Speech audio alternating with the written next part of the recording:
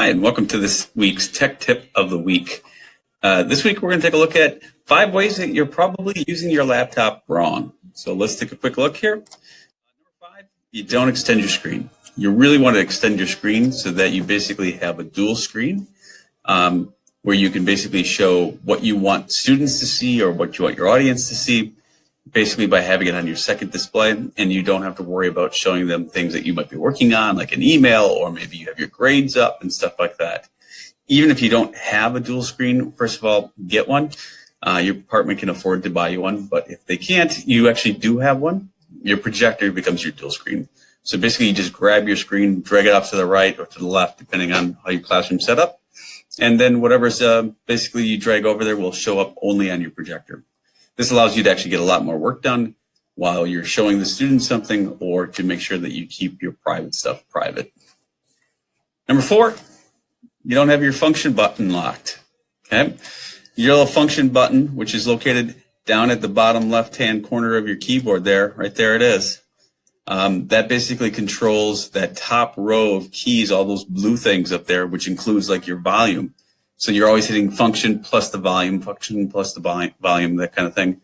But you can actually lock it so that all of these blue buttons up on top become the norm.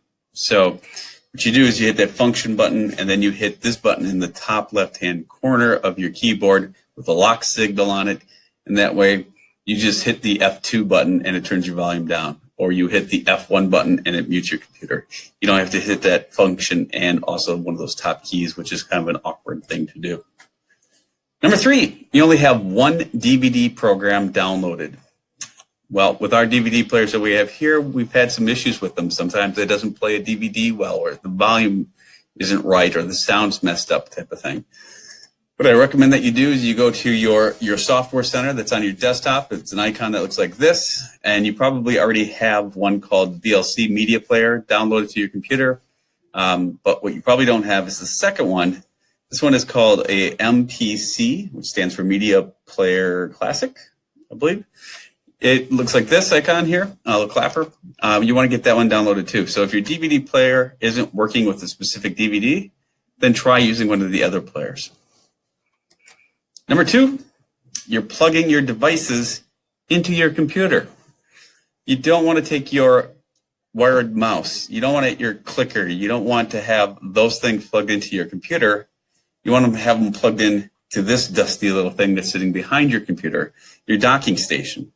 I have my mouse, I have my clicker, and I have my DVD player all plugged into that device, not into my computer. That way I can just grab my computer, unplug it from my docking station, and I can go. And somebody else can come in, sit down with their computer, and they have everything they need. They have a mouse built into it, they have a DVD player built into it, and they have a clicker built into it. That way if you're gone, when a sub basically brings a sub laptop, plugs it into your device, everything works for them. Or if you're sharing rooms, everything works for them. Now I do have a wireless mouse that I use from time to time. And that I have plugged directly into my computer because that's something I use on the go. But when I'm basically looking at my function of my classroom, I want to have things like the DVD player, my clicker, and my wired mouse plugged into this docking station, not into my computer. And number 1, you're not using your shortcuts like you should. So we all know some of the basic shortcuts, like Control A is all, Control P is print, copy, paste, and cut. There's a couple of other shortcuts that you should be familiar with too. So let's take a look at leveling up on our shortcuts here, if we can. We basically are looking at having, if you want to screenshot something of on your computer, there's a button up in the top row there that's called Print Screen. It doesn't actually print your screen. It takes a snapshot of your screen. Click on that bad boy, and you basically will copy what's on your computer screen. If you need to lock down your computer, hit that Windows button down in the bottom left-hand corner and the L button, and it'll lock your computer.